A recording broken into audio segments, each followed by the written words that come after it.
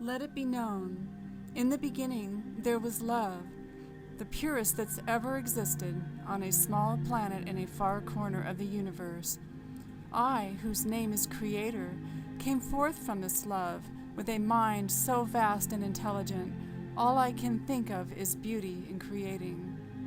The first order of business was to expand the heavens, my homeland. No sooner would the thought emerge and another celestial body manifested. And setting it upon nothing, it stayed according to my word. Thinking it was very lovely and good, I continued creating more beautiful large orbs, suns, moons, planets, and stars. I bid them to move about to bring me glory and be perfect, and they did. But again and again, I wanted to do something different.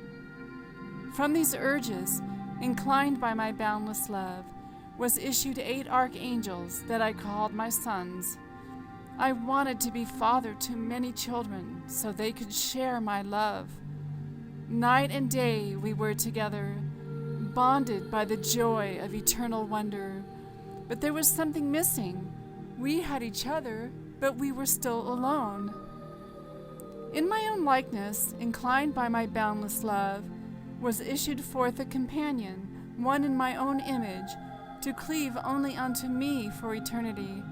She is my bride, split from my soul, created to complement me in every way. This made me very happy.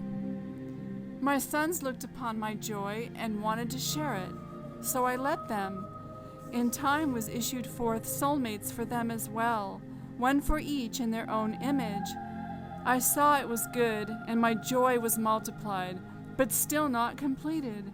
I wanted a son from my own flesh and blood. In time, inclined by my boundless love, we gave birth to a son, my perfect eternal companion and I. He was made in our own image in every way, and I thought this was very, very good. Later, my mate and I were delivered also of a daughter, cast from the soul and meant from before the time of conception, betrothal only to our new son. My other sons and their wives saw this, and even though they were issued not from my physical flesh also as my newborns, they still wanted to share my joy. All, that is, save one.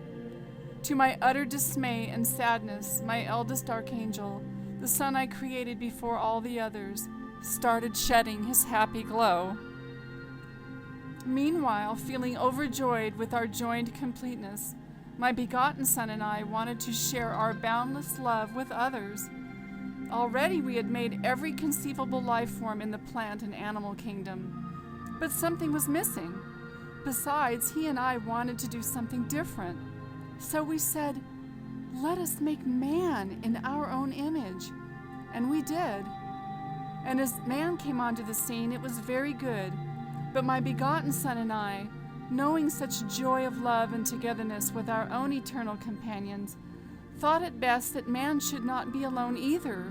So we made woman to be joined with them, one for each in their own image.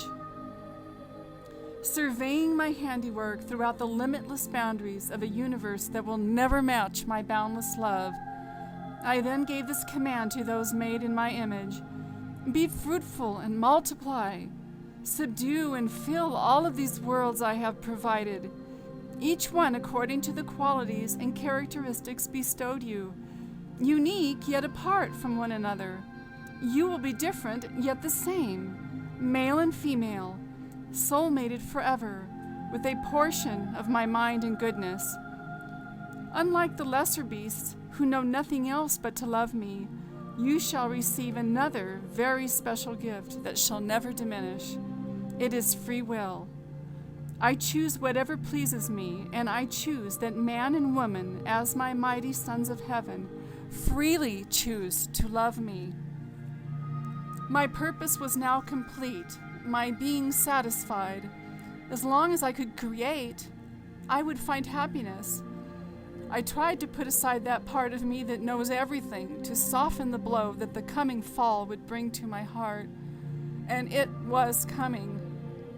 My eldest son, my brightest child, was going to break my heart, and short of destroying him, I couldn't stop it. Free will is a gift I refuse to turn away from.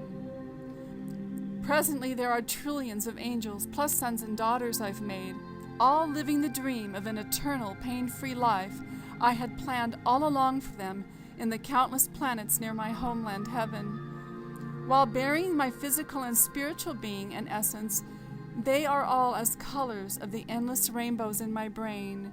I keep coming up with different ones, but I like to do things different. Like my love, this too never changes. Creation and love are what I am made of.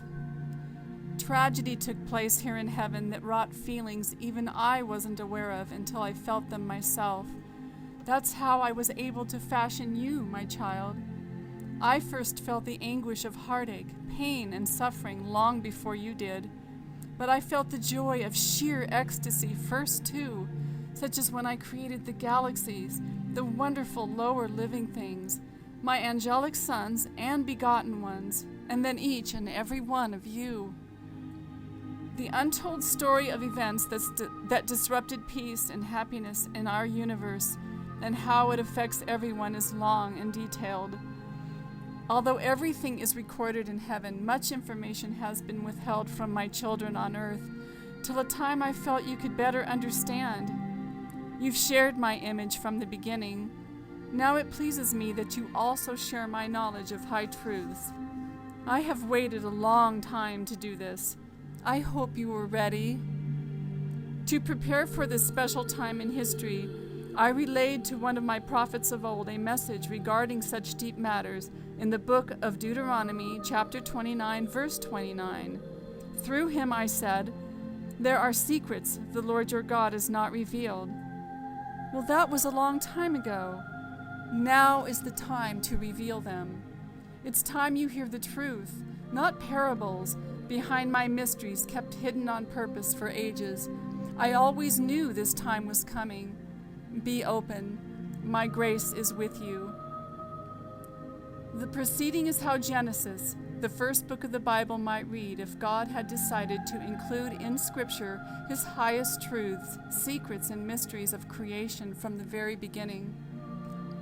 Over the ages, it has been our Creator's wisdom and choice that he work and even speak through ordinary people, thus his documented word as we know it.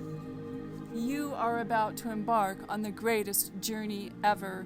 You are about to enter God's secrets revealed.